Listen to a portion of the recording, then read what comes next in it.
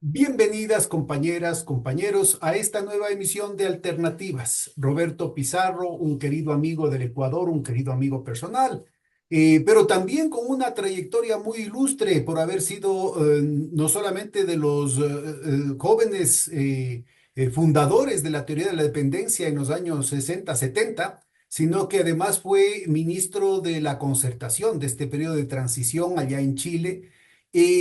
Ha estado también en misiones diplomáticas acá en el Ecuador, y hoy por hoy, bueno, fue decano de la Facultad de Economía de la Universidad de Chile.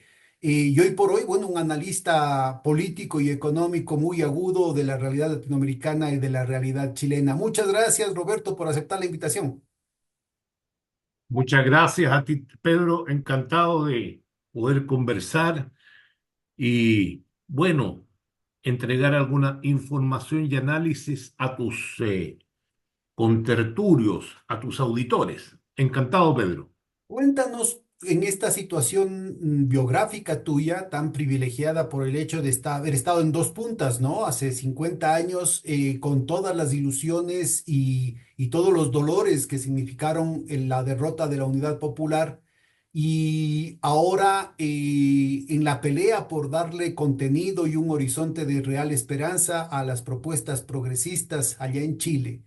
Cuéntanos en términos generales, como para tener como telón de fondo, sobre todo para nuestra audiencia más joven, ¿cuáles han sido los grandes dilemas del desarrollo económico en América Latina y cuáles han sido las propuestas de los sectores progresistas para salir del subdesarrollo? Mira, Pedro, yo creo que eh, estamos en una dificultad bastante grande hoy día porque después del periodo de industrialización, de sustitución de importaciones y también de dependencia que vivió América Latina, Chile, nuestros países en general, ¿no? Vino ese periodo tan difícil que significó una instalación del modelo neoliberal que arrasó con lo que fue este periodo de industrialización y de diversificación económica que originalmente tuvimos en la región.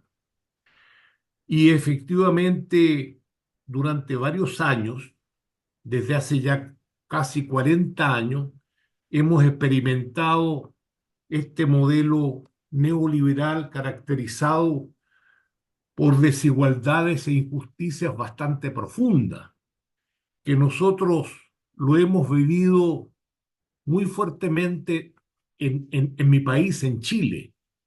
Y hablo de Chile porque Chile ha sido reconocido como un modelo económico de crecimiento exitoso, a pesar de haber estado marcado muy claramente por los ejes neoliberales.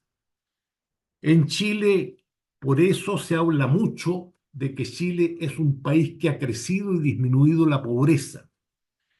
Eso ha sido verdad, eso es verdad que así fue, pero al mismo tiempo de crecer y de disminuir la pobreza, es un país que ha estado marcado por profundas desigualdades en salud, educación y previsión social. Entonces tenemos una salud, una educación y una previsión que discrimina claramente entre pobres y ricos. Y este modelo económico de crecimiento, con la peor distribución del ingreso en los países de la OCDE, ha significado que el 1% de los ricos se ha apropiado del 50% de la riqueza nacional. En Ecuador entiendo que ese 1% se ha apropiado con un 35% o 40% de la riqueza nacional. Pero en Chile, este país exitoso, ha ayudado básicamente a enriquecer fuertemente a un grupo minoritario de la Te población. hago una nota a pie de página. Es importante recordar que para los años 60, para principios de los 70, Chile era de entre los países latinoamericanos de los países de desarrollo intermedio, es decir, no era tampoco un país pobre y con una clase media muy espesa, es decir, la situación de pobreza del cono sur en general, pero de Chile en particular, antes de las dictaduras militares, eran situaciones relativamente privilegiadas respecto al resto de América Latina. De hecho, Bania Bambirra lo ponía como una de las categorías, digamos, más cercanas con mayores posibilidades de acceder a un proceso de industrialización mucho más rápido, inclusive antes del gobierno de Allende, ¿no? Efectivamente, Chile era un país de desarrollo intermedio que desde el punto de vista productivo, desde el punto de vista del modelo productivo, se caracterizaba por cierto grado de industrialización intermedio, no de punta naturalmente, pero un cierto grado de industrialización que era importante en términos generar empleo, de generar empleo y de diversificación de la economía. Y por otra parte, en cuanto a los indicadores sociales, o en cuanto a las características sociales, tenía un sistema de salud universal, un sistema de educación que era un sistema de educación que no era pagado como es hoy día, y un sistema de previsión social que le permitía a los jubilados mantener una situación digna en la vejez. ¿Qué es lo que pasa? ¿Qué es lo que ha pasado ahora? En cuanto a las bases productivas de la economía, Chile se ha convertido en una economía abierta radicalmente al mundo. Y esa apertura radical al mundo ha significado que todas las bases industriales del país han sido destruidas.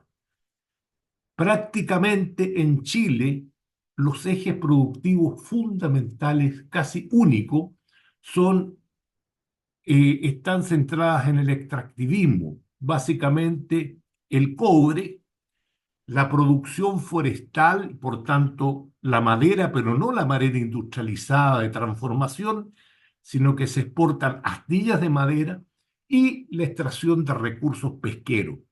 Esos son y la agricultura. Esos son los ejes productivos de la economía, ¿no? Aquí también vale la pena mencionar que de no haber sido, por ejemplo, por la reforma agraria de los gobiernos del Frei Padre y de Allende, que sobre todo en el Valle Central transformaron la estructura de propiedad de la tierra más bien precapitalista, no hubiera podido haberse dado ese desarrollo capitalista con importante acceso a la tecnología, ¿no? Y al crédito, que además fue también impulsado originalmente por esos gobiernos reformistas. Y lo mismo en el tema de la pesca, ¿no? Es decir, los puertos desarrollados en los años 60 y 70 fueron fundamentales para que quien coseche los éxitos sea el gobierno de Pinochet, ¿no? Tienes toda la razón, Pedro. Sin duda, la reforma agraria iniciada por el presidente Frei Padre, y profundizada por el gobierno Allende, ha sido fundamental para desarrollar una agricultura capitalista moderna que ha sido muy importante en términos de generar divisas para la exportación, básicamente de frutas, vinos y otro tipo de productos agrícolas. Eso ha sido efectivamente muy importante. Sin embargo, en el caso de la pesca que tú mencionas, lamentablemente, las políticas económicas y básicamente leyes muy manipuladas por los grandes productores pesqueros han significado que la pesca se haya concentrado en los grandes armadores fundamentalmente y que han limitado el acceso de los pescadores artesanales. Allí hay un tema, digamos, muy serio que tiene que ver con la concentración del poder económico en Chile. Concentración en esos tres o cuatro ejes productivos. ¿Y eso qué significa? ¿Y a dónde está la preocupación que yo tengo y que no es solamente propia de Chile, sino que de otros países de América Latina? Yo creo que va a ser muy difícil que nuestros países alcancen el desarrollo si no somos capaces nosotros de reindustrializar nuestras economías, de salir puramente del extractivismo, poder diversificarla desde el punto de vista de la actividad productiva, diversificarla desde el punto de vista territorial también. Y entonces, ¿qué es lo que está pasando? Yo lo veo hoy día en Chile y en toda América Latina. Se está generalizando la informalidad. No hay condiciones para generar empleo de forma masiva y entonces aumenta la informalidad. Y la informalidad está muy ligada también a, a lo que es la delincuencia. Aquí se reclama mucho la delincuencia, pero sin embargo, nuestros países, tanto el mundo empresarial como los estados, no son capaces de generar una actividad productiva que dé satisfacción al trabajo a los jóvenes de nuestro país. De ahí entonces tenemos un problema extremadamente serio. Por eso yo Bueno, ahí siempre decía, insisto. justo de las discusiones de la dependencia hace 60 años, Gunder Frank hablaba de lumpen desarrollo, lumpen burguesía, ¿no? Efectivamente, lumpen desarrollo, lumpen burguesía. Porque efectivamente en aquellos años, ya que tú me llevas a la reflexión teórica de la teoría de la dependencia, ¿qué es lo que pasó en esos años? En esos años, y hay algo del texto que yo te envié, en aquellos años surge entonces la reflexión tan interesante de Raúl Prebisch, eh, directivo fundamental de la CEPAL, en que hace la reflexión, esta que estamos haciendo, que sin la industrialización no hay desarrollo. Y por lo tanto, Raúl Prebisch lo que plantea es que esa industrialización espontánea que hubo en toda América Latina en las primeras décadas del siglo pasado, del siglo XX, tiene que convertirse, pasar a un nivel superior, tiene que convertirse en industrialización superior, de tal manera de no depender de los equipos, de las maquinarias de los países desarrollados. Y entonces eso es una tarea fundamental del desarrollo. Desarrollo extractivista no es desarrollo. El desarrollo debe estar marcado por procesos de industrialización. Y por eso que ligado a eso él dice, bueno, pero esto no es posible en compartimentos estancos, en los países por separado. Y de allí la importancia que él atribuye a la integración económica. ¿Qué le decimos, y con esto termino esta parte, qué le decimos nosotros los dependentistas a fines de los años 60? Está bien, está bien romper con esta dependencia comercial que tiene que ver con el deterioro de los términos de intercambio y que importamos manufacturas de los países desarrollados y exportamos recursos naturales. Está bien, pero lo que pasa es que en la práctica esa industrialización la está haciendo hoy día en las industrias de punta, lo están haciendo las empresas multinacionales norteamericanas. Y por tanto, no hay un desarrollo autónomo, el desarrollo, la industria está siendo controlada por las grandes empresas norteamericanas y por lo tanto no hay posibilidad de un proyecto autónomo de desarrollo. Eso es lo que decíamos nosotros los dependentistas, ¿no? Porque esa industrialización a un nivel superior, ¿cierto? La ejercieron en la industria metalmecánica, petroquímica y electrónica las empresas, el capital norteamericano que saltaba las altas barreras que existían en los países.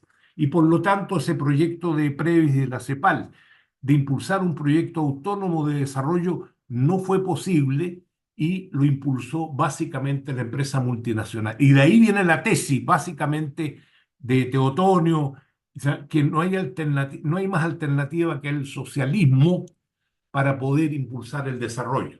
Bueno, pero eso es una reflexión del pasado. Pero a ver, yo creo que es muy importante el ubicar que no estamos haciendo tanto historia, ¿ah? Porque recuerda que el problema de la industrialización se plantea ya no solamente como una cuestión teórica, sino como una exigencia de supervivencia, inclusive para las oligarquías latinoamericanas, mucho antes que la CEPAL, precisamente por la quiebra una quiebra muy similar a la que estamos viviendo ahorita de la primera globalización. América Latina a finales del siglo XIX, principios del siglo XX, también había abierto sus puertas y se había extrovertido, había puesto el centro de gravedad de sus economías, inclusive del poder político, afuera. Ya no era España, ahora era Inglaterra y en disputa con los poderes norteamericanos planteaban una situación en la que básicamente éramos primarios extractivistas.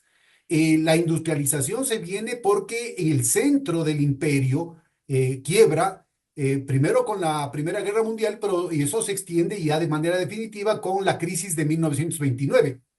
No les quedaba otras. El propio Prebisch era el Golden Boy de la sociedad rural argentina y a él no le gustaban mucho las alternativas de Irigoyen y de Perón porque él más bien era de los sectores antiperonistas argentinos y por eso tenía un sesgo muy fuerte respecto a lo que habían sido procesos de industrialización muy fuertes, Cárdenas en México, Vargas en Brasil, el propio, bueno, Irigoyen y Perú y Perón en Argentina, pero también en Chile tuvimos un gobierno radical y un frente popular que generó una serie de alternativas, precisamente de las que se estuvo cosechando en lo que habíamos hablado de este incipiente estado de bienestar antes del golpe de Pinochet. Entonces, yo sí creo que es importante ubicar que esto no es un tema del pasado, sino que ahora las oligarquías latinoamericanas también tienen que o innovarse o morir, porque el declive de la hegemonía angloamericana ahora no tiene nada que ofrecer, es decir, no nos ofrecen la política del buen vecino de Roosevelt, no nos ofrecen la Alianza para el Progreso de Kennedy, no nos ofrecen la democracia y la constitución de Carter. Ahorita todo eso es disfuncional para ellos y los ejes fundamentales de la rentabilización gringa están en el complejo industrial militar, o sea, más guerra y más conflicto, tanto internos como externos en América Latina, entre nosotros, matándonos unos a otros, el Big Pharma vinculado al complejo industrial militar y la cuestión de la especulación financiera, no vinculada a la producción, sino la trampa de la deuda externa, el tema especulativo y de nuevo la lumpenburguesía, el tema del lavado de dinero. Entonces, yo creo que es muy importante ubicar que, aunque no parezca, ¿no es cierto?, el mundo del neoliberalismo ya está muerto. Lo están diciendo primero Trump, ahora Biden, que es el trumpismo sin Trump, y claramente en Europa van a tener que rápidamente reencaucharse porque no les queda otra. América Latina no tiene, ¿cómo hace por ejemplo Chile el momento en que le caiga el hacha y le dicen tienes que alinearte o conmigo o eres mi enemigo? Y entonces, ¿qué pasa con las exportaciones de Chile a China?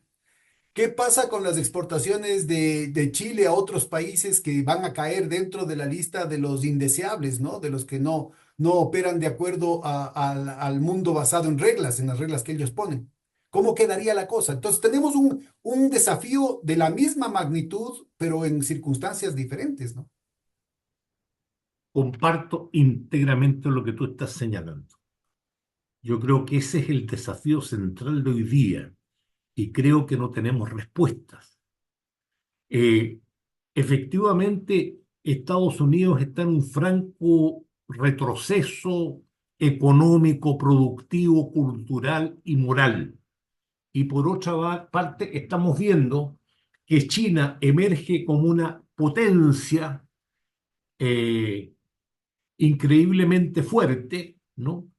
Y con la cual está teniendo relaciones de comercio muy fuertes con nuestros países. Fíjate tú que en el caso de Chile, no sé en el caso de Ecuador, pero en Chile la canasta de exportadora de Chile en un 35 o 40% se dirige a China, la canasta exportadora chilena, ¿no? Básicamente, claro, son productos de carácter tradicional, son productos que provienen del extractivismo fundamentalmente, pero existe el interés de China de incorporarse en términos inversionistas a la economía chilena y yo creo que a toda América Latina. Pero ahí es donde está ese dilema que tú planteas. ¿Tendrá capacidad los estados de América Latina y las oligarquías o burguesías latinoamericanas de aliarse con los chinos y tener, al menos tener, si no aliarse, tener una postura independiente con respecto a los Estados Unidos? Ahí donde está un dilema que tú lo estás señalando y que yo no encuentro, no está claro cuáles son los caminos que va a adoptar la región y los poderes, el poder económico en la región y los estados en la región, lamentablemente. Ahora, mira, yo creo que estas discusiones, tanto las de la CEPAL como las de la Escuela de la Dependencia afuera de la CEPAL, marcan muchos hitos, no solamente metodológicos, sino de contenido, de sustancia en torno al entendimiento, a la comprensión de los mecanismos del subdesarrollo que son fundamentales para entender lo que está pasando. Esas discusiones entre crecimiento hacia adentro, crecimiento hacia afuera, crecimiento desde dentro, que fueron una época llenando las imaginaciones de los economistas de la CEPAL, me parece que están totalmente fuera de foco ahorita, porque no solamente que una vez que ya hicimos el esfuerzo para destruir nuestras economías y volcar todo hacia el exterior, nos están matando los mercados externos. Tú mencionas el caso de Chile y yo te diría, si es que en toda América Latina, si es que no estás exportando a Chile, pues estás, perdón, a China, estás exportando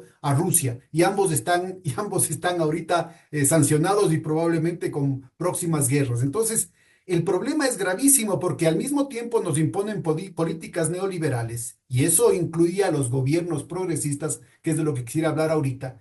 Y al mismo tiempo nos obligan con eso a matar el mercado interno. Sin mercado externo y sin mercado interno, ¿a qué se dedica América Latina? ¿Cómo sobreviven las oligarquías? Ya no hablemos del pueblo que nunca ha sido preocupación de ellos. Olvídate de la solidaridad de la nación, de los pueblos. Hablemos de la propia existencia de las oligarquías. ¿A qué se van a dedicar? Es un problema bastante crucial el que tú estás señalando.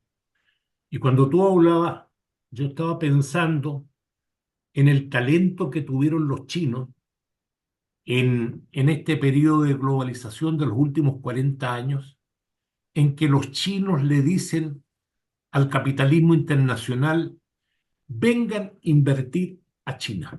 No tenemos ningún problema con ustedes cuando se produce la apertura china, ¿no? Pero en una condición, hay una condición fundamental. ¿Y cuál es esa? La condición es que ustedes nos dejan aquí las tecnologías con las cuales ustedes trabajan.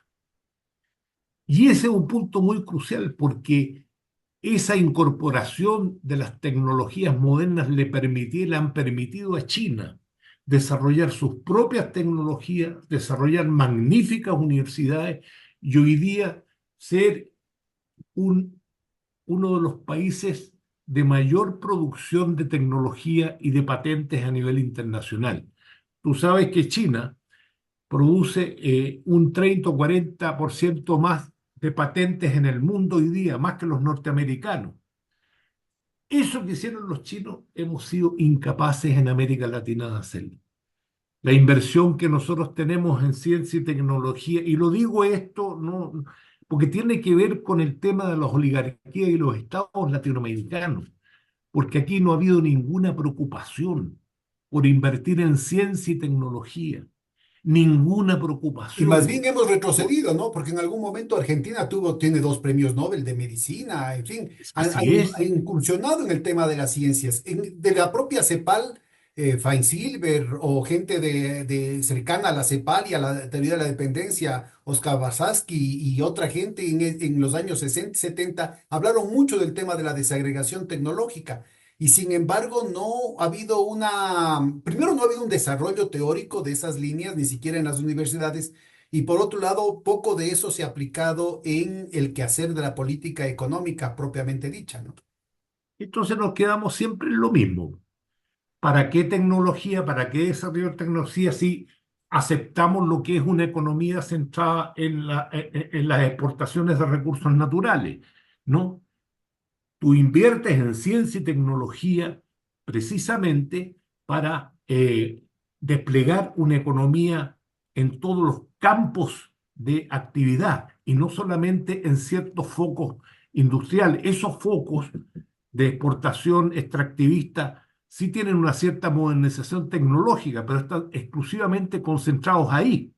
Y al estar concentrados ahí, tú no tienes la capacidad de generar, vuelvo a repetir, no tienen la capacidad para generar el suficiente empleo que demandan los trabajadores. Aquí han crecido inmensamente las universidades, sobre todo universidades privadas, pero la gran parte de esos profesionales no tienen empleo, se dedican a otras cosas, querido Pedro. Es muy lamentable lo que Esa está pasando. incapacidad orgánica del capital para generar empleo que hablaba la CEPAL y que básicamente tenía en mente al trabajo no calificado, se vuelve de manera brutal en contra del trabajo calificado y la fuga de cerebros, porque ante un talento humano que ha venido haciendo un esfuerzo enorme en lo poco que se ha invertido en educación superior, ciencia, tecnología, innovación, desarrollo, buena parte de ese personal termina afuera, pues, ¿no? Termina regresando al redil del imperio, ¿no es cierto? Proporcionándole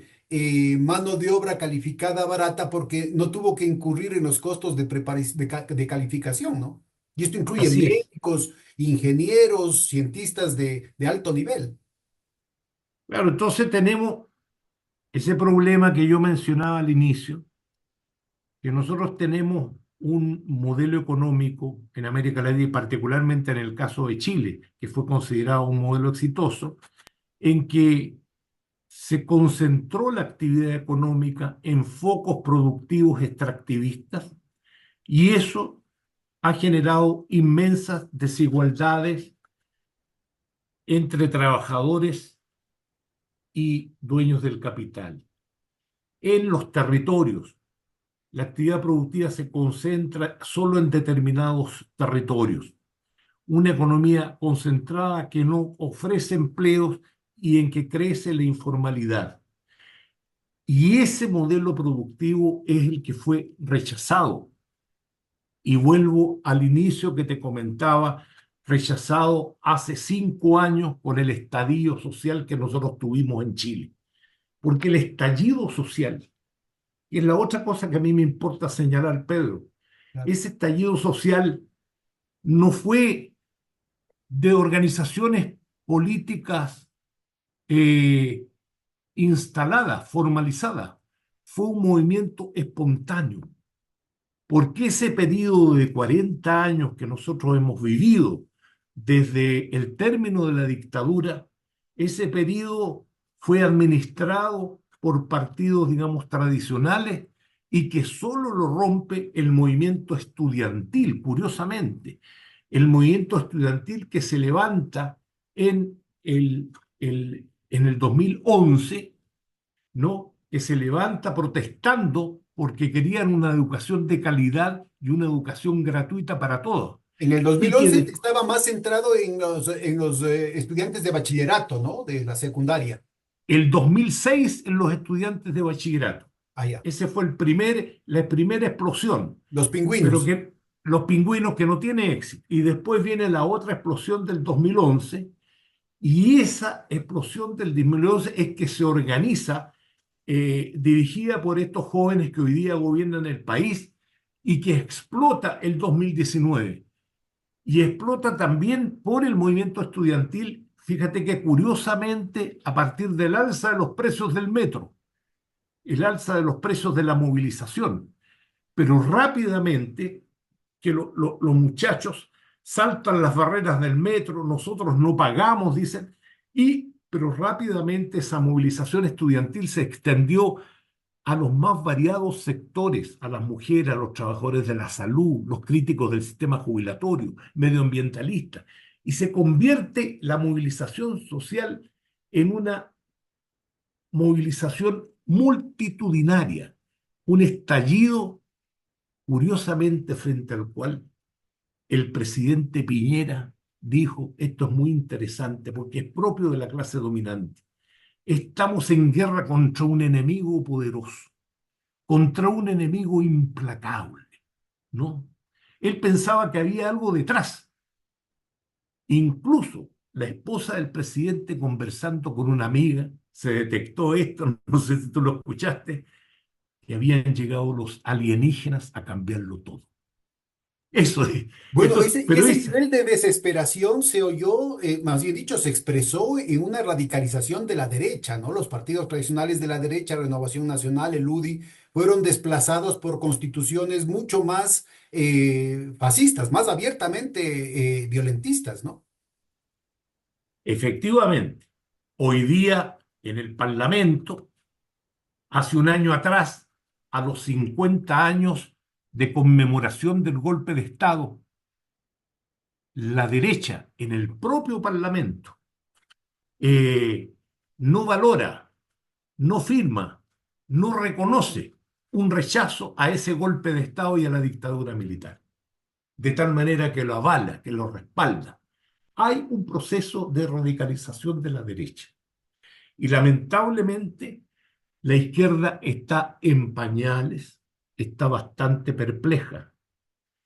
Y es interesante porque, aparte de este tema que es estructural, que es económico, que es social, hay también en la protesta y en la situación que vivimos, yo creo que en Chile y en toda América Latina, hay toda una indignación moral también por esto de la corrupción político-empresarial, que es otro rasgo muy característico del modelo neoliberal, que yo creo que ustedes lo viven en Ecuador, se vive en toda América Latina y en Chile, que era el país impoluto, el país honrado, el país con instituciones impecables, sin embargo, ha caído en la extrema corrupción.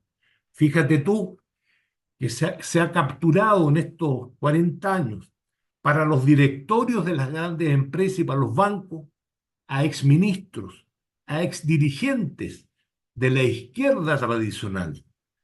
Se pagan las campañas a cambio de leyes a favor del mundo empresarial. Y hay casos muy concretos, Penta, Soquimich, Corpec. Y a eso se agregan cosas que nunca habían pasado en Chile. Fraude en los altos mandos de la policía y las Fuerzas Armadas, coimas generales en los municipios. Y muy recientemente ahora hay un escándalo de corrupción en el Poder Judicial.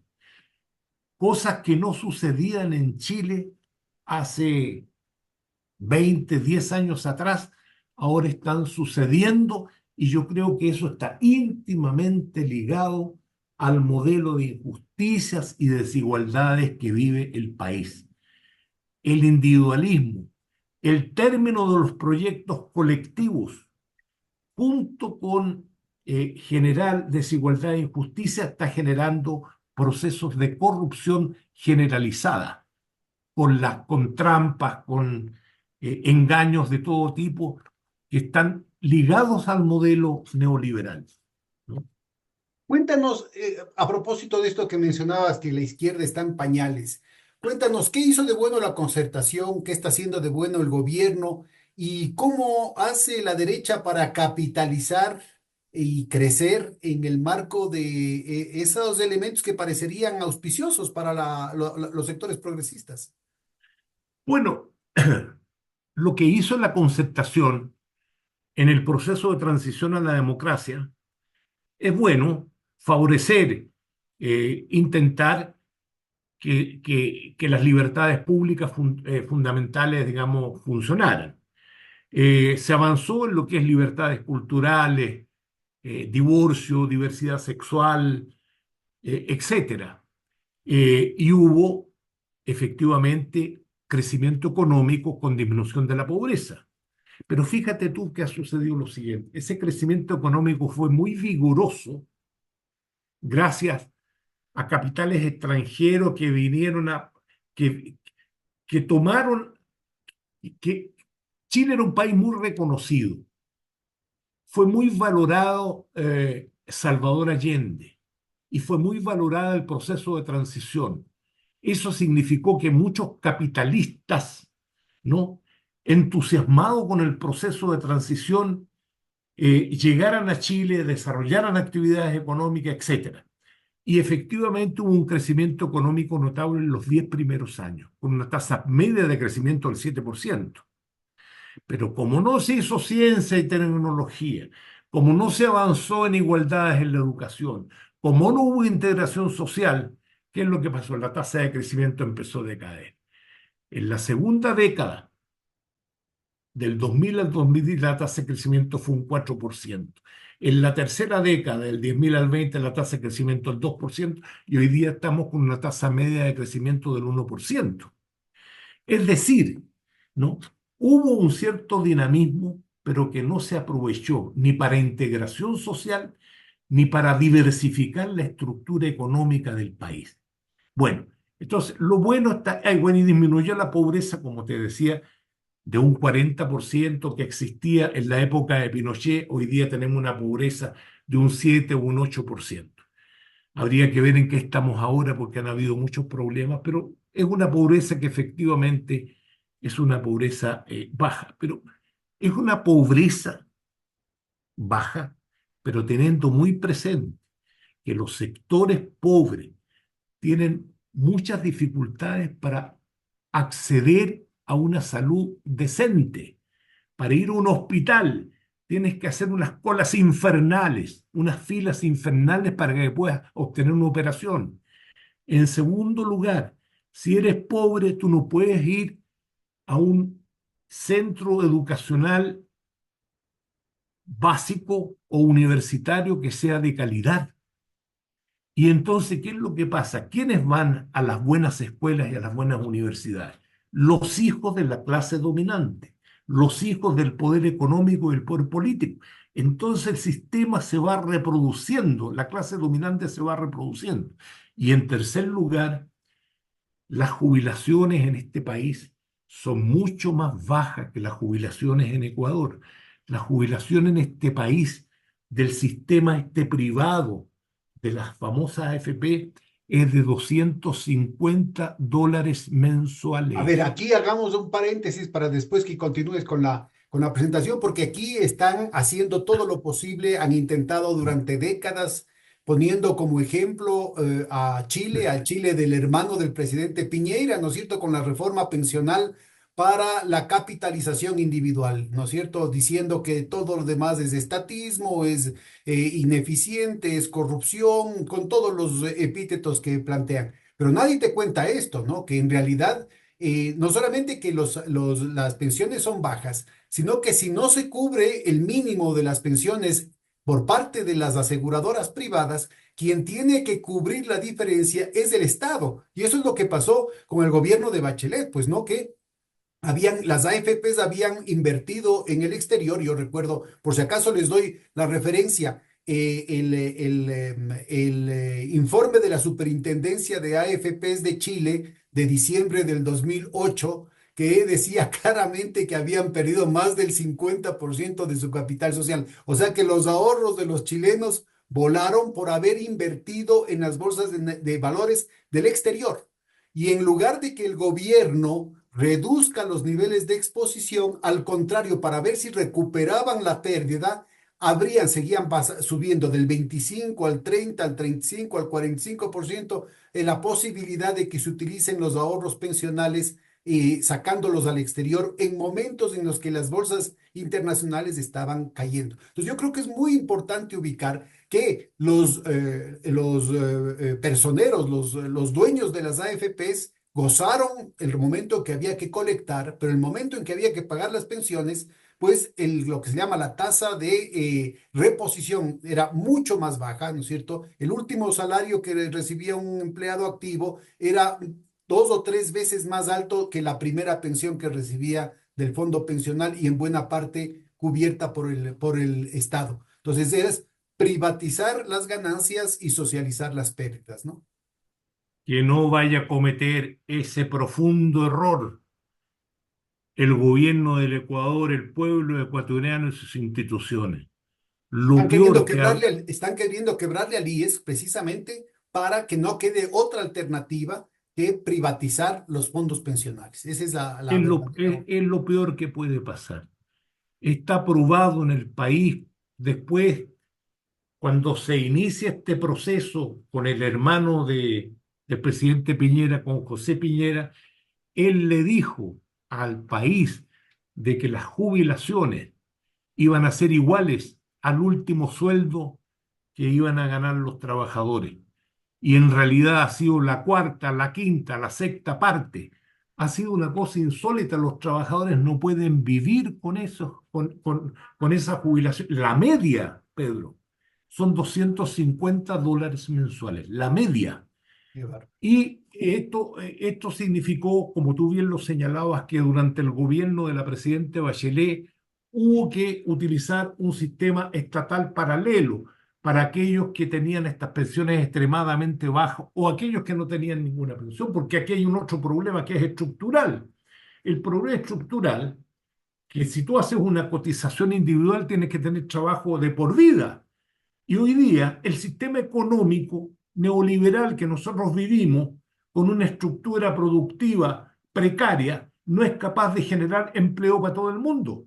Entonces, la gente no tiene condiciones para estar cotizando mensualmente para hacerse su propia jubilación. ¿Y quién ha ganado con esto? Porque aquí está el punto de la clase dominante, de la oligarquía y del empresariado. Las cotizaciones de los trabajadores, ¿para qué han servido?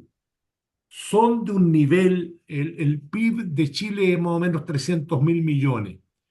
Eh, Hoy día O sea, deben son ser, tres veces el PIB del Ecuador para nuestra sí, audiencia, que esté más o menos son entendiendo. 3 veces el PIB del Ecuador. Hoy día deben ser 200.000 millones las cotizaciones de los trabajadores en el sistema de las AFP. Ha bajado porque hubo un periodo en el cual estuvo sacando la plata gente por el problema básicamente del COVID, pero no importa, son 200.000 millones. Entonces, ¿qué es lo que pasa? ¿Para qué sirven esos 200.000 millones? Para que las grandes empresas chilenas y extranjeras tengan un crédito barato. Entonces, con ese dinero, tú alimentas precisamente al gran capital con el dinero de los trabajadores. ¿Y qué reciben los trabajadores? Nada. Tú andas a depositar dinero. Yo he depositado algún dinero en Ecuador. Ahí los depósitos a plazo te están dando 9% hasta 10%. En Chile, los depósitos te dan un 1% anual. ¿Por qué te dan el 1% anual? Porque existe esta gran masa de capital que le entrega a muy baja tasa de interés al gran capital, le entrega dinero para sus actividades económicas.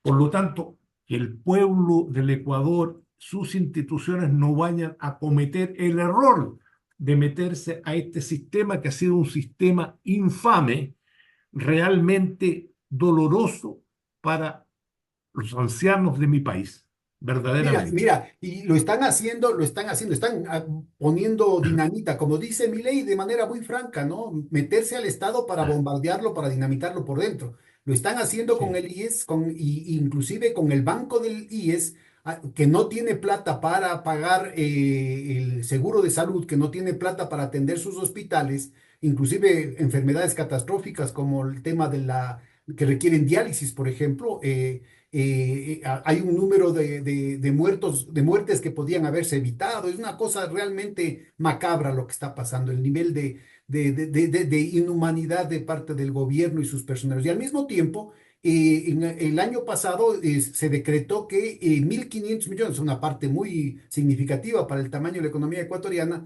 de los ahorros del BIES, del Banco del Seguro Social, tenía que destinarse a la compra de cartera de la banca privada. Imagínate. fíjate tú.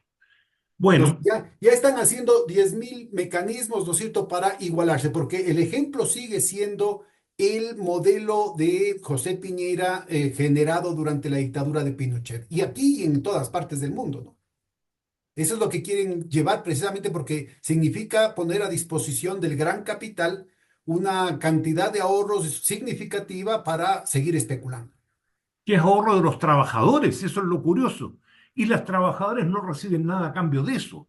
Entonces es absolutamente insólito. Bueno, entonces, frente a esa, lo que quería comentarte como consecuencia un poco de esta situación es que hubo este movimiento en Chile que fue en general, para concluir en qué es lo que sucedió finalmente, porque tú me entiendes qué pasa con la izquierda. Sí.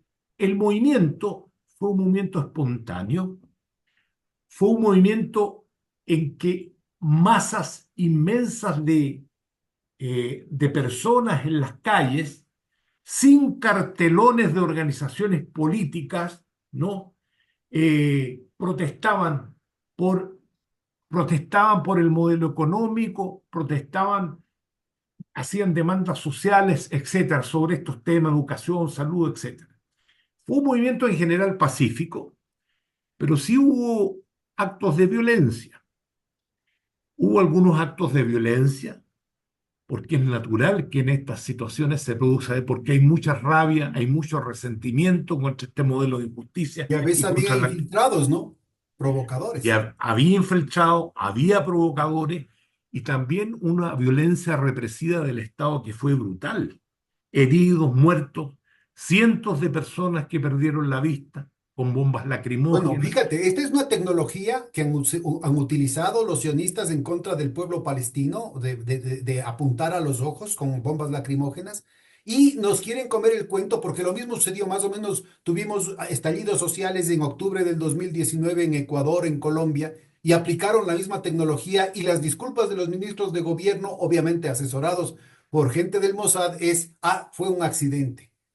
Tecnología de dejar ciega a la gente y tenemos ciegos en Palestina, ciegos en Colombia, ciegos en Ecuador, ciegos en Chile, en las mismas épocas, ¿no es cierto?, con las mismas tecnologías. Bueno, pero al final, mira, este estallido tuvo un componente positivo, después vamos a decir el negativo. El positivo fue que el pueblo entonces comprendió que era el modelo económico y el Estado subsidiario que existe en Chile, que están consagrados además en la constitución que instaló Pinochet, el responsable de las injusticias y las desigualdades que vivimos en Chile y la corruptela de la clase política, que aquí, te voy a decir, según las encuestas de opinión pública, hay un rechazo del 98% de los partidos políticos y del 95% al Parlamento. Un rechazo, un rechazo al sistema político. Por eso que naturalmente el proceso fue espontáneo, sin organizaciones políticas. Y entonces, de esa rebelión, ¿qué es lo que surgió? Surgió la necesidad de una nueva constitución, porque la gente entendió que era la constitución esa que se había instalado Pinochet en 1980 y que había hecho unas pequeñas reformas eh, el presidente Lago, pero reformas muy insustanciales que no iban a lo fundamental. Entonces la gente se planteó una nueva constitución que permitiera cambiar las instituciones fundantes del neoliberalismo. Y ahí es donde vino un fenómeno muy raro, porque no fue porque hubo una delegación de ciudadanos, una elección de ciudadanos para una asamblea constituyente, que no se llamó así, pero prácticamente era una asamblea constituyente. Pero fue una elección prácticamente de personas completamente nuevas, distintas, muy marcada por identidades, por esto que hoy día se llama woke, muy marcada por los temas de demandas parciales de distintas organizaciones sociales. Entonces, esa gente se reúne, todas de izquierda, pero sin partidos políticos históricos, sin partidos, sin militantes de partidos políticos, ¿no? Y entonces, en esa convención, ¿qué es lo que sucede? Hay demandas en extremos radicales que exigían las mujeres, los homosexuales, todas las diversidades sexuales, los mapuches, en fin, es lo que se llama una rebelión de las identidades, pero que no se articularon en una propuesta global transformadora, como nosotros en los años 60 o 70 siempre hemos planteado. La idea de que los trabajadores son el eje de la transformación del sistema económico capitalista. Los trabajadores son el eje de una acumulación de fuerzas, de un gran frente amplio, de una gran alianza social, ¿no es cierto? Por eso Exactamente. era la unidad popular, ¿no? La unión. pero ahora no hubo nada de eso. Las demandas eran interesantes. Se escribió una constitución interesante, pero muy marcada por, por una crítica radical y muy determinada por estas identidades de carácter woke. Algunos, por ejemplo, que quisieron cambiar la bandera de Chile. Otros quisieron cambiar la canción nacional. O sea, llegamos a un nivel de desorden muy grande. Y Pero cuando se va, muy poco en términos de reformas estructurales, de transformaciones no, estructurales, de la dependencia, de la habían, economía.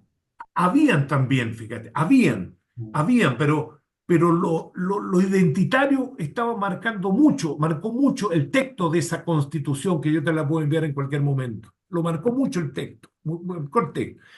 Y entonces se va a una votación de la constitución, ciudadana como se hizo en Ecuador en su tiempo, y fue rechazado. La constitución transformadora, la constitución que iba a ayudar a resolver el problema de las injusticias y las desigualdades mediante una nueva constitución, fue rechazada por votación ciudadana. Entonces, una cosa muy sorprendente, porque mientras la ciudadanía explotó exigiendo reforma, existiendo un nuevo sistema económico, sin embargo, a la hora de votar por la nueva constitución, que sería la base, las nuevas reglas del juego para nuestro país, votó la ciudadanía en contra. Y entonces surge nuevamente una nueva discusión en el Parlamento, básicamente, para hacer un nuevo proceso constituyente. Se hace, y para resumir, se hace este nuevo proceso constituyente, se hace una nueva constitución muy marcada por ideas de derecha, se va a una votación ciudadana y también se rechaza. Se rechazó la constitución de derecha, se rechazó la constitución de izquierda, que era bastante radical, pero identitaria, y nos quedamos al final con la constitución de Pinochet de 1980. O sea, nos quedamos en lo mismo. Y peor, Estamos diría yo, entonces, porque en lugar de capitalizar ese movimiento social, algún referente de la izquierda, aunque no sean los tradicionales, pues resulta ser que quienes se están fortaleciendo son estos sectores de la derecha radicalizada, ¿no? así es. Y entonces, pero hay otra parte positiva de este proceso. La otra parte positiva es que fue elegido el presidente Boric en el marco de todo este proceso. Pero la elección del presidente Boric tuvo un problema, porque se elige el presidente Boric con una buena votación, el 50 y tantos % pero al mismo tiempo la votación de la asamblea, como ustedes llaman, en el caso nuestro el parlamento, no obtiene una mayoría las fuerzas del presidente Boric. Y están en una fuerte minoría. Y esa fuerte minoría, ¿qué ha significado? Que toda la propuesta del programa transformador del presidente Boric, que es una propuesta interesante en su programa, que es cambiar el sistema de AFP, o sea, el sistema jubilatorio, cambiar el sistema de salud de la ISAPRES, tener una educación más decente, etcétera. Mejorar la posición de los trabajadores en general han sido bloqueadas por la derecha. Avances se han hecho avances. Ha aumentado el salario mínimo, eh, está mejorando el proceso de organización sindical, algunos avances hay, pero las reformas fundamentales que son del sistema de salud, del sistema jubilatorio y de un nuevo sistema impositivo están completamente bloqueadas en el Congreso. La derecha la bloquea. Y ese es el punto principal de gran preocupación, que entonces, en definitiva, ¿qué significa? Que mucha gente de izquierda, no mucha, alguna gente de izquierda que apoyó Boric, ahora están cuestionando el gobierno de Boric. Y por otra parte, la derecha tiene la expectativa del cambio de gobierno y asumir directamente nuevo un gobierno de derecha. Y esa es la situación en cual estamos. Ahora, hay algunos otros analistas de la izquierda que acusan al gobierno de Boric de no haberse comprometido lo suficiente en la difusión del contenido del proyecto constitucional progresista y que esa es la verdadera causa de la derrota, ¿no? Que abrió las puertas para este revés. Algunos dicen eso, efectivamente. Yo creo que tú tienes razón, efectivamente el gobierno fue un poco timorato en esta idea que hay que ser equilibrado, en esta idea que hay que ser justo, que los gobiernos no pueden imponer sus criterios y por lo tanto fue timorato en mostrarle a la ciudadanía la importancia de una nueva constitución. Yo creo que sí, aunque no fue lo fundamental, pero sí creo que fue un factor que ayudó a que la votación en contra de esa constitución fuese, eh, eh, ayudó a que no se aprobara esta nueva constitución. Eso fue bastante lamentable. Bueno, Y ahora entonces está.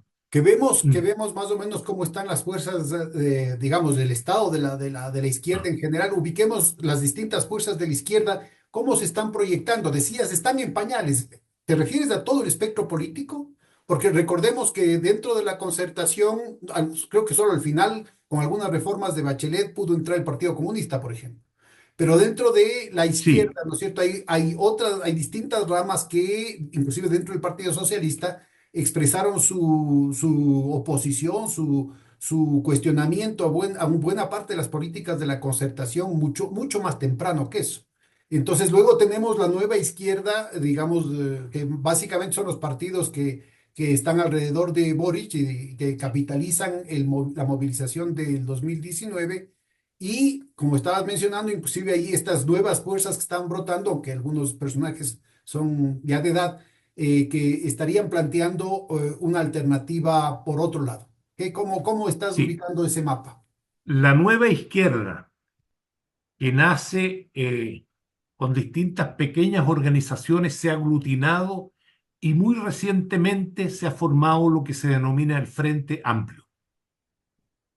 Todas las distintas organizaciones básicamente eran dos poderosas, una que encabezaba Jackson y otra que encabezaba Boric, se juntan y se formó entonces una nueva organización que se llama Frente Amplio, que es la organización que tiene el mayor número de militantes en el espectro electoral.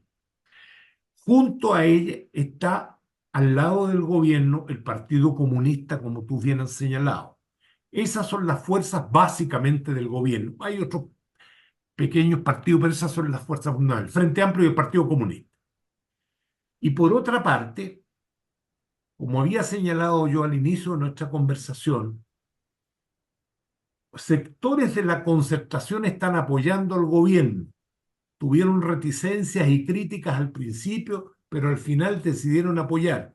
Y básicamente el Partido Socialista está apoyando al gobierno, está en el gobierno.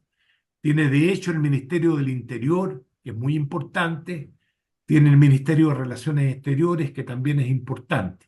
Entonces, en el gobierno está el Frente Amplio con el Partido Comunista y están, digamos, la concertación, pero con mayor fuerza el Partido Socialista, Pero básicamente el Partido sectores Socialista. como los de Lagos estuvieron en contra de la constitución progresista, ¿no?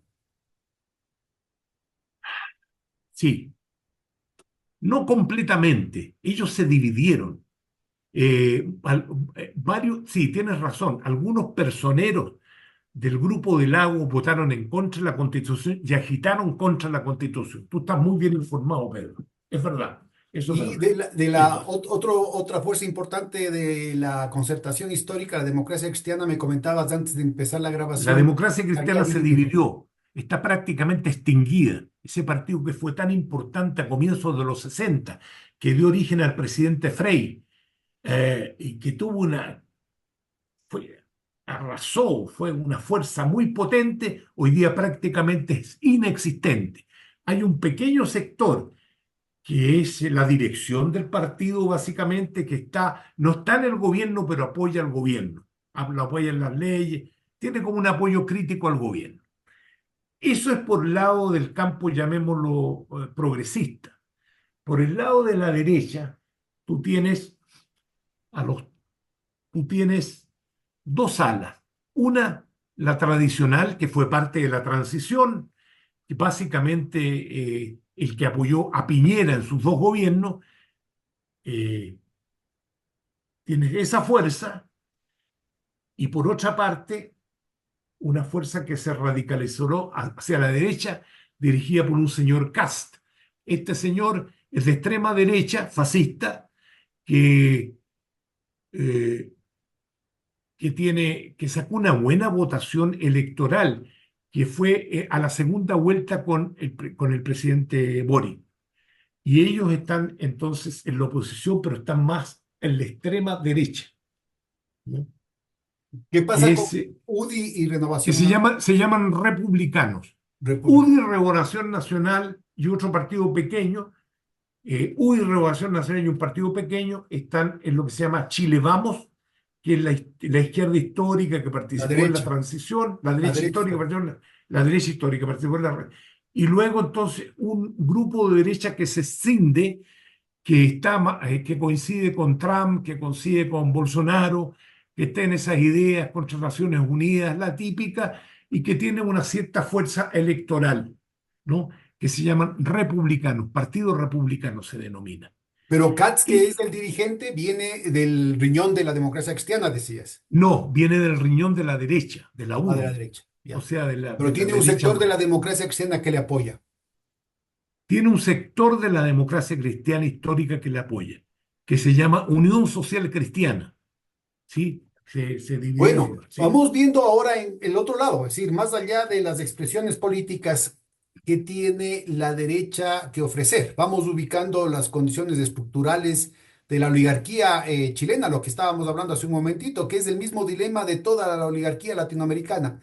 Le matan el mercado interno y le están obligando a tomar posiciones, matando también sus mercados externos más importantes. De hecho, hay ahorita un problema geopolítico que puede escalar porque uno de los grupos financieros más importantes de Chile, que estuvo apoyando muchísimo a Pinochet, está en franca oposición a que se haya inaugurado el puerto de Chancay y el nuevo sistema de puertos que desde el Perú podrían convertirse en un cordón umbilical con esa presencia china en América Latina que hacías referencia, que incluye la posibilidad de construcciones de automóviles eléctricos, en fin, de otro polo industrial de maquilia por un lado, pero también de sustitución de importaciones por otro lado para bypassear, como ya lo han hecho con México, las restricciones que va a imponer el gobierno de los Estados Unidos.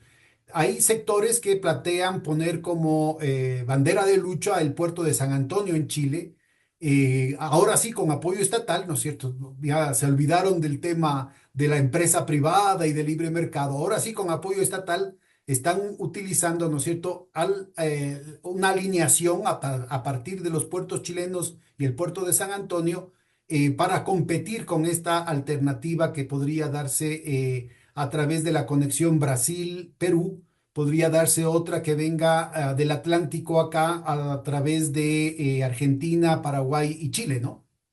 Sí. Bueno, eso está presente, eso ha estado presente desde hace muchos años. La idea de tener un camino interoceánico desde el puerto de Santos de Brasil hacia los puertos del Pacífico. Eso yo recuerdo muy bien porque yo trabajaba en la Cancillería. Existía el interés, la preocupación de brasileños y argentinos de salir al Pacífico, pero lamentablemente nunca se concretó. Y era bastante importante, sobre todo en la tesis esta de la globalización y los tratados de libre comercio, porque con eso, digamos, tú podías dirigirte no solamente desde el Chile a los mercados internacionales, sino que podías aprovechar el intercambio con Brasil y Argentina para irte a los mercados internacionales. Ahora, está esta competencia que tú dices con los peruanos, que para los chilenos es una competencia histórica, pero lo que resulta más preocupante es que en realidad nosotros estamos viviendo un periodo histórico de agotamiento de esta globalización en los últimos 40 años. Nosotros observamos que el presidente Trump primero y luego ahora el presidente Biden han estado radicalizando el proteccionismo en lucha contra China, pero también en su preocupación por reindustrializar la economía norteamericana, Que ha porque sido un fracaso hasta ahora, ¿no? A que pesar de hasta, la billonada que efe- han metido. exactamente, que hasta ahora ha sido un fracaso. Entonces, la pregunta es la siguiente. Yo creo que ahí donde está el dilema, y yo creo que no hay respuestas claras, uno no tiene respuestas claras. Si hay un proteccionismo de los Estados Unidos, proteccionismo que ineludiblemente se extiende a Europa, ¿no? ¿Será esta la oportunidad, Pedro, de que volvamos a la tesis de Prebisch y de la dependencia, de reindustrializar nuestras economías, de terminar con esta primarización? Oye, se primarizaron no, no solo Chile, sino también Brasil y Argentina, con esto de exportar la soya a los chinos, de exportar minerales para la economía mundial. Se retrocedió radicalmente en la industrialización de Brasil y de Argentina, no solamente de Chile. Y por Claro, lo tanto, si Vania Van Birra estuviera viva y hiciese de nuevo esa clasificación a la que hacíamos referencia al principio de sí, la sesión, resulta ser que todos los países pasarían, dejarían de ocupar las casillas de industrialización intermedia y de industrialización mayor y pasarían a primarios extractivistas, ¿no? exactamente. Tal vez con Entonces, excepción de México, que tiene el tema de la maquila y digamos que es lo único que ha tenido un relativo éxito del nearshoring que está sí, planteando Trump. Pero todo algo, es la maquila, ¿no? algo Costa Rica, algo Costa Rica, Con el tema de Intel, ¿no? de las chips, ¿te acuerdas cuando? Sí. Es que aquí hay una anécdota muy interesante que tiene que ver con esto de la industrialización y con esto del modelo económico chileno. Tú sabes que a comienzos de los 90 vinieron estos empresarios que se instalaron después en Costa Rica, ¿cómo se llaman? Que producían los chips estos para las computadoras. Los de Intel. Intel, exactamente. Llegó Intel a Chile en el gobierno del presidente Frei Ruiz-Tagle, con el cual yo trabajé. Una manera de decir trabajé porque poco hablé con él. Y entonces fueron a hablar con el presidente de los de Intel y le dijeron, mire, a nosotros nos interesa que se instale Intel en Chile para producir estos componentes de computación para todo el mundo. Nosotros tenemos una experiencia histórica, tenemos las tecnologías, etc. El presidente Frei es una persona parca, con ciertas limitaciones. Entonces le dijo Frei, mire, yo de esas cosas no sé. Vaya a hablar con el ministro de Hacienda. Y lo mandó a hablar con Eduardo Aninat, que tú lo debes conocer, que después trabajó en el Fondo Monetario, Eduardo Aninat, que era el ministro de Hacienda. Y entonces llegaron los ejecutivos máximos de Intel, cruzaron la moneda hasta el Ministerio de Hacienda a hablar en el piso 12 con Aninat. Aninat lo recibió muy amablemente, le ofreció café. ¿Qué se le ofrece, señores? Estamos a su disposición. Mire, nosotros queremos instalar la empresa Intel acá, porque esto es muy importante, que esto, que lo otro. Entonces Eduardo les dijo lo siguiente, pero ¿y qué me vienen a preguntar a mí? Le dijo, ustedes eso tienen que preguntárselo al mercado, no a mí. Claro, porque los de Intel necesitan algunas condiciones para poder producir, condiciones de impuestos, trabajadores, como son esas cosas. Mira, yo me voy por una consultoría a Costa Rica, una consultoría con unos franceses, en el año 2000. Esto que te estoy contando fue el 92, 93. Yo me voy el 2000 a hacer una consultoría para un modelo que querían hacer, donde tuve que revisar las exportaciones, la producción, las exportaciones de cada uno de los países de Centroamérica. Y me doy cuenta que Costa Rica había tenido una tasa de crecimiento en el año 98-99 de como el 8%, y las exportaciones habían aumentado en un 30%. ¿Y qué era? Intel. Intel. Eso es, Claro, eso es. en el caso Fue de la gran México, oportunidad para industrializar el país. en el caso de México, este tipo de contratos de largo plazo, que no necesariamente son regalones, ¿ah? Al contrario, mira, dentro del Tratado de Libre Comercio de América del Norte hay presión de los sindicatos norteamericanos para obligar al gobierno mexicano a que eleve el salario mínimo vital para evitar una competencia desleal, dirían los expertos en competencia. Yo creo que es muy importante ubicar que tanto capitales gringos como chinos han estado haciendo un esfuerzo de industrialización, entre comillas, claro, insisto, es con bajo valor agregado, pero en algunos casos con alta tecnología en México, que maduran en cuestión de 2, 3 años. Entonces, nuestra tarea, ¿cuál es ahora? Por eso que yo planteo este tipo de situaciones. En los años 90 y los 30 años, en el caso de Chile y de América Latina, se instaló en la mente una ideología en que el mercado tenía que resolver las cosas y en que el Estado tenía que ser un Estado absolutamente subsidiario. Y cuando uno planteaba que no, que había que el Estado iba a actuar, que había que hacer industrialización, que había que sustituir importaciones, a mí me acusaban, me pusieron el nombre de latinoide. Pero han sido tiernos, pues porque te veían estalinista, antediluviano. Latinoide, latinoide. Entonces, la pregunta es, y ahí y yo no tengo respuesta todavía, pero yo creo que las condiciones de proteccionismo que se inician con Estados Unidos para actuar contra China y que se están generalizando a Europa, que se están extendiendo a Europa y que naturalmente China también está respondiendo, se abren condiciones, como en los años 30 que tú señalabas al origen de nuestra conversación, para iniciar entonces un proceso de industrialización de nuevo.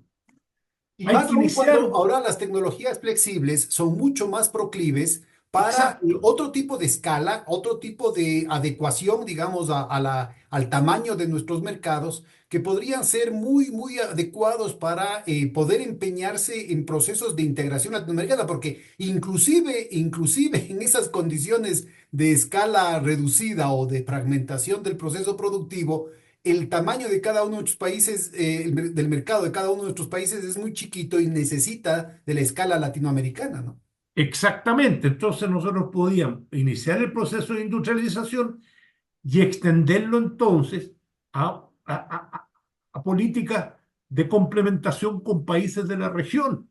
Y podríamos avanzar en este proceso que está absolutamente frenado y que no ha tenido ningún éxito, lamentablemente, en América Latina, para tener una posición común. Ahora, estos elementos que surgen de cualquier análisis racional de lo que está pasando están muy alejados de los corrillos del poder y de la toma real de decisiones de política económica, inclusive en gobiernos progresistas. ¿Qué posibilidad hay que el gobierno de Boric pueda reaccionar y empezar a dar un viraje en ese sentido? Porque el problema es que el gobierno de Boric en Chile, el gobierno de Alberto Fernández en Argentina, la segunda llegada de Lula a Brasil, dejando un gran déficit en términos de las expectativas, en términos de las esperanzas, y termina siendo una versión un poco más compasiva de las mismas propuestas neoliberales, ¿no? Mira, aquí está en el programa está la idea de diversificar. Sin embargo, cuando hablan de diversificar, yo creo que están equivocados en el gobierno porque se centran fundamentalmente en el litio, se centran en el hidrógeno verde, como si el litio y el hidrógeno verde fueran el paradigma de la diversificación económica. Entonces, está bien el litio, pero Es yo les digo, la misma propuesta extractivista con distintas moscas, ¿no? es la misma. Entonces yo les digo, está bien el litio, pero hagamos batería. Claro. Puta, pero es que es difícil. No solo batería, hagamos autos. ¿Pero cómo vamos a hacer autos? Pero Que fue hagámoslo la con los propuesta por chinos, la que hagámoslo boicotearon con... al gobierno de Evo, ¿no? Él estuvo Claro. golpeando puertas en todo el mundo para ver con quién podían hacer un proceso de desagregación tecnológica, precisamente industrializando a litio, y hubo boicot, pero por los cuatro costados, y es uno de los elementos fundamentales para que Elon Musk decida el golpe de la señora Áñez. Y te agrego lo siguiente, ya que comentas eso del golpe. Mira, hay una señora, que en este momento se me olvida el nombre, que es la comandante en jefe de los Estados Unidos para la zona Laura sur, Richardson. Laura Reyes. Laura Reyes está recorriendo todos los países de América Latina, pero muy especialmente Argentina, Chile, y no me acuerdo qué otro país. Su discurso explícito es el siguiente. Los malignos, quieren apropiarse del litio y quieren apropiarse de los minerales fundamentales. Y eso no se lo podemos entregar a los chinos malignos. Habla de los malignos, dicen los chinos, pero no lo podemos entregar. Eso tiene que ser parte del mundo occidental y lo dice así explícitamente.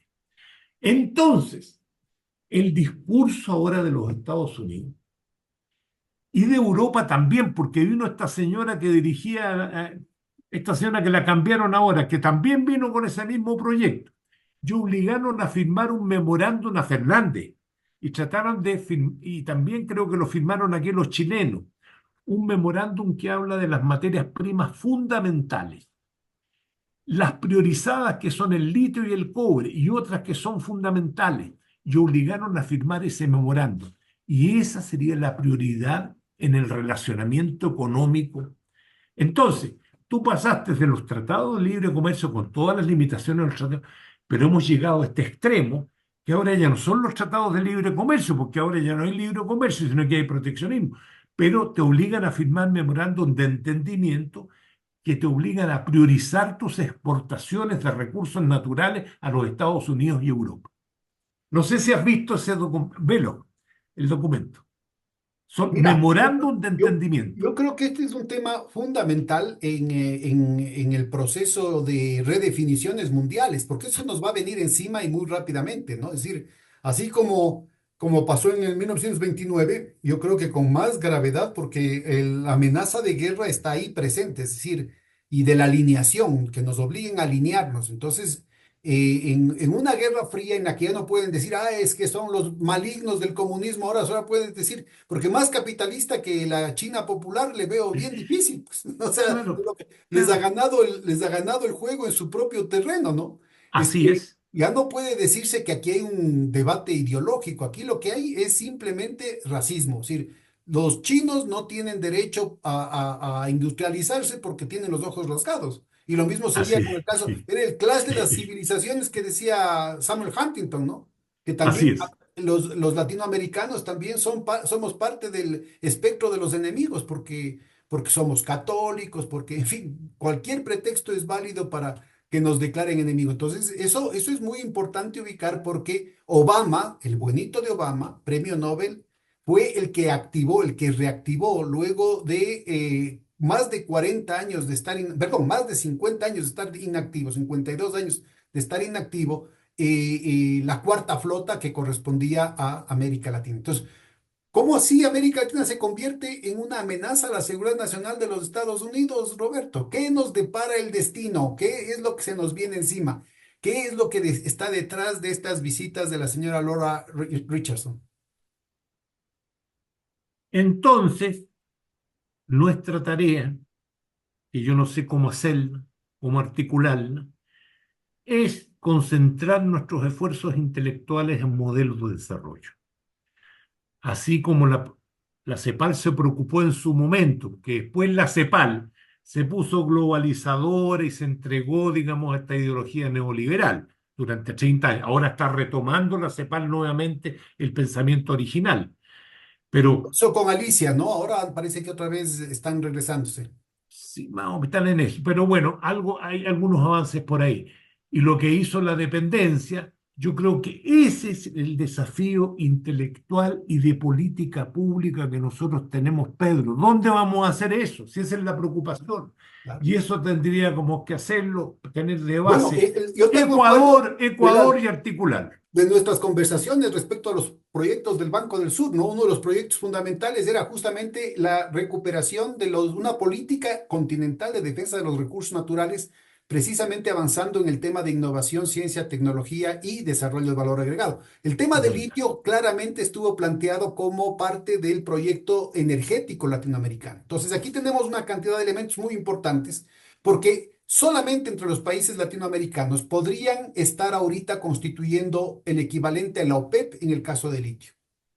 Y en una nueva estrategia de mercados a futuro, podrían establecerse una serie de alianzas con el sur global para no solamente ubicar el tema del litio, sino todo el espectro de las posibilidades que pueden utilizar los poderes imperiales, dividir para reinar, por ejemplo, con el níquel, ¿no? Es decir, buscar sustitutos y trabajar como siempre nos han trabajado, ¿no? Hacer que nos peleemos para que entremos en una carrera de precios hacia la baja, hacia el fondo del barril, y más bien establecer mecanismos que garanticen no solamente un proceso de industrialización, sino que no haya depredación ambiental, que no haya actitudes depredatorias en contra de la fuerza de trabajo de nuestros países y que permitan horizontes de ganar, ganar, porque en última instancia, ¿no es cierto? Estos mejores precios de nuestros productos de exportación significan que vamos a comprarles más cosas a los países industrializados, ¿no? Entonces, Así de es. lo que yo conozco, China y el espectro de los BRICS, ¿no es cierto?, que ahora se reúnen el 22 de octubre en Kazán,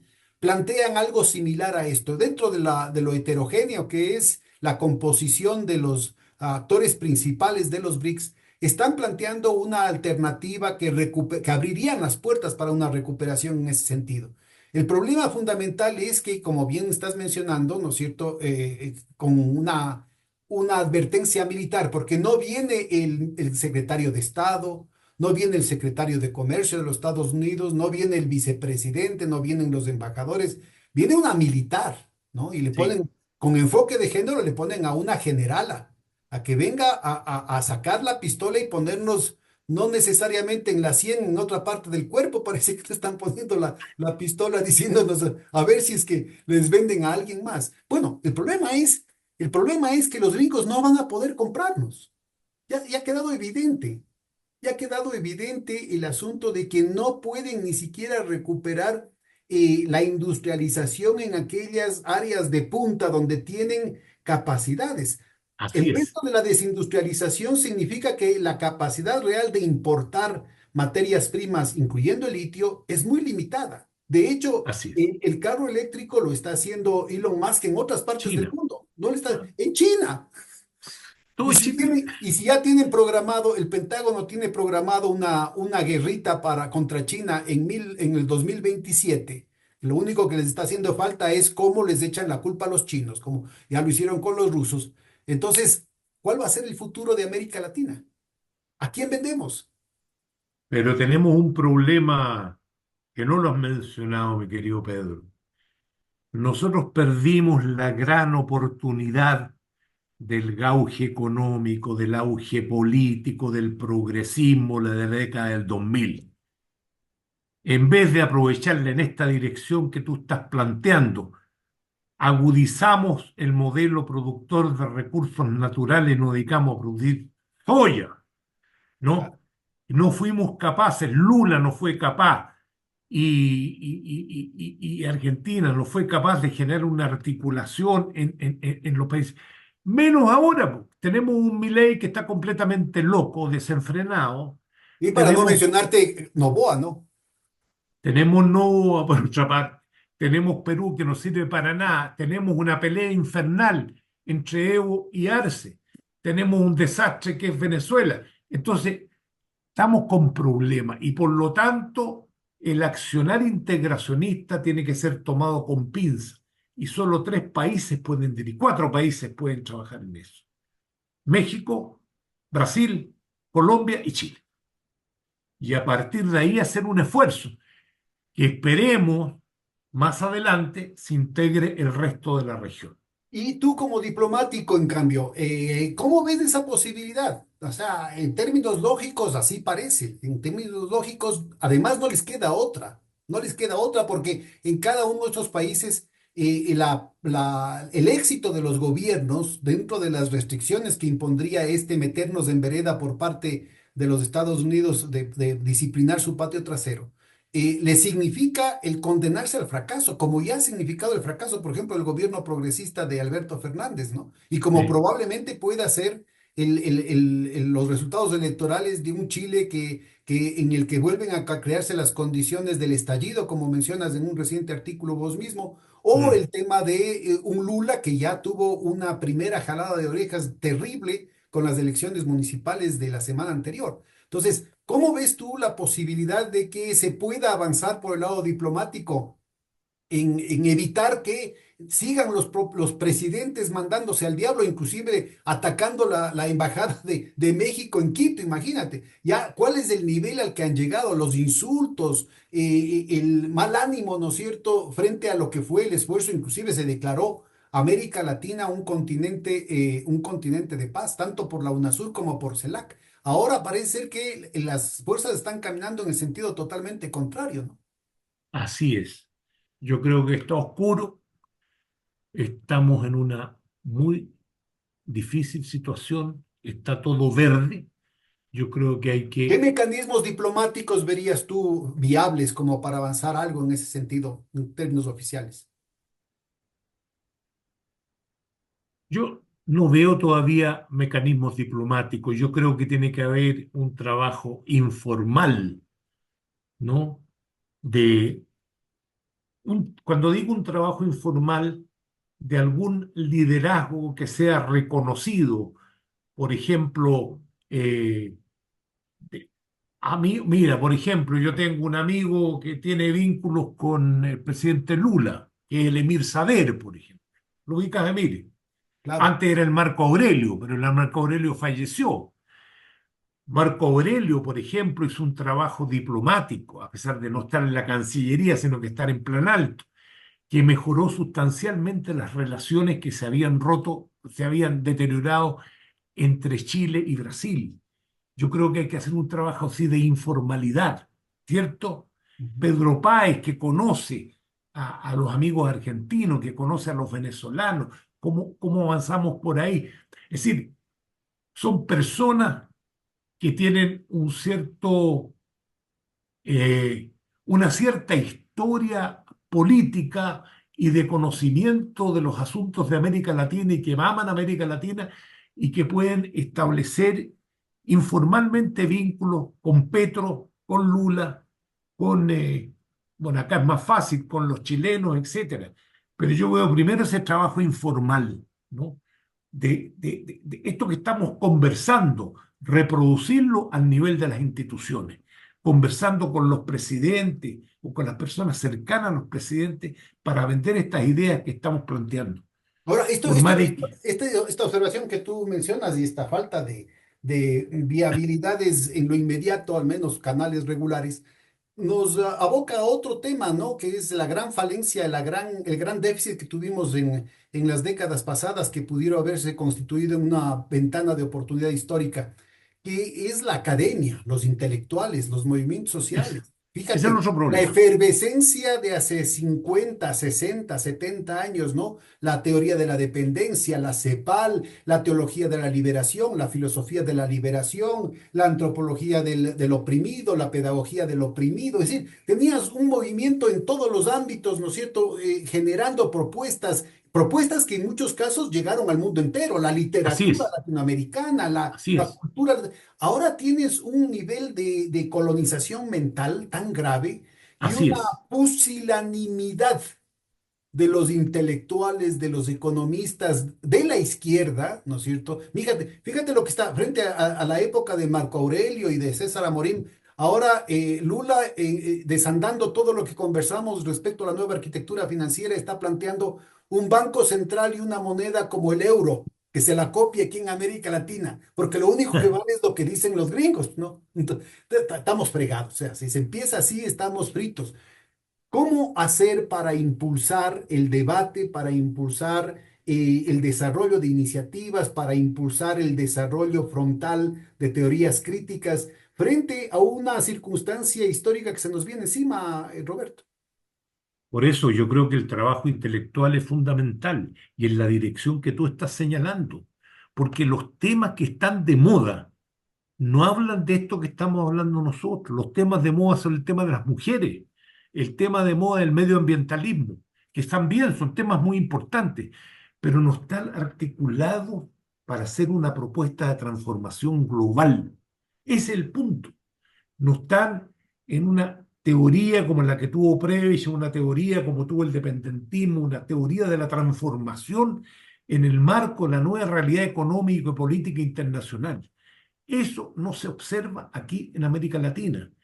Y la CEPAL está con limitaciones, porque es que ha golpeado muy fuertemente el pensamiento neoliberal. Y yo creo que no estamos saliendo todavía de eso, pero existe la oportunidad de salir de eso.